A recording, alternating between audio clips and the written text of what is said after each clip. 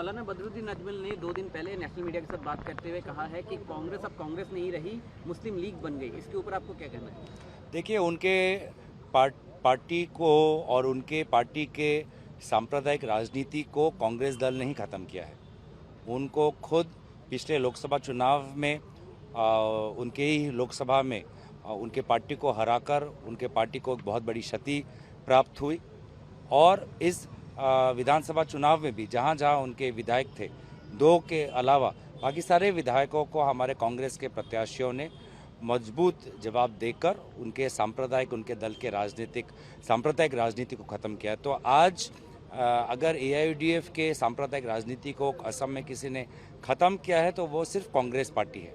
और असम के लोग भी ये समझते हैं कि असम में ध्रुवीकरण की राजनीति में वास्तविक में AIUDF दल और AIMIM का जो दल है वो बीजेपी के बी टीम के हिसाब से उन्होंने काम किया और बीजेपी को मदद करने के लिए उन्होंने प्रचार किया। पिछले कुछ दिनों में असम के अब केयरटेकर मुख्यमंत्री जो हैं हिमंत बिश्व शर्मा, उन्होंने जितने भी इंटरव्यू दिए हैं वहाँ पे उन्होंने बार बार ये कहा है कि कांग्रेस में अब हिंदू नेताओं की जगह नहीं है। 18 में सिर्फ एक हिंदू नेता है, वो भी बीजेपी में ज्वाइन कर सकता है किसी वक्त। इसको किस तरह से आप देखते हैं और इसके काउंटर में आप क्या कहना चाहते हैं? देखिए, उनके पास विकास का कोई एजेंडा नहीं है। मतलब नए निर्वाचित सरकार के प्रतिनिधि होने के नाते वो असम की जो ज्वलंत समस्याएं हैं जो इस निर्वाचन में उजागर हुई, हाल में ही गुवाहाटी में आर्टिफिशियल फ्लड हुए जिसमें 4 लोगों की जानें गई, उसको लेकर सरकार क्या करेगी, उनके पास कोई एजेंडा नहीं, विकास का कोई एजेंडा नहीं।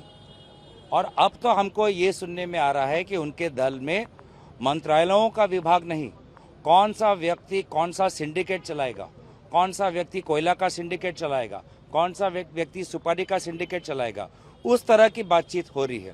तो असम के लोगों ने उनको असम के हित के लिए काम करने के लिए भेजा है, पर आज भी उनके पास कोई विकास का एजेंडा नहीं, ब्लूप्रिंट नहीं है, वो उनके बातों से साबित होता है।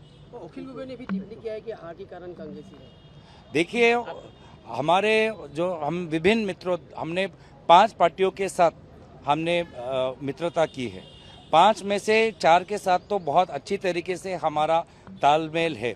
वे एक व्यक्ति हैं जिनके ऊपर बार बार मुख्यमंत्री निर्वाचन के समय कहते थे कि हर रात उनसे बात होती थी। तो आज 6 विपक्षी दलों में बस एक वही है जो हमारे विपरीत और भाजपा के सुर में सुर मिला के कुछ बातें कर रहे हैं। ऐसे बातें क्यों कर रहे हैं वो ही जाने, इन बातों का उत्तर वो ही दे। अब से DD फ्री डिश की चैनल नंबर 57 पर देखिए न्यूज नेशन।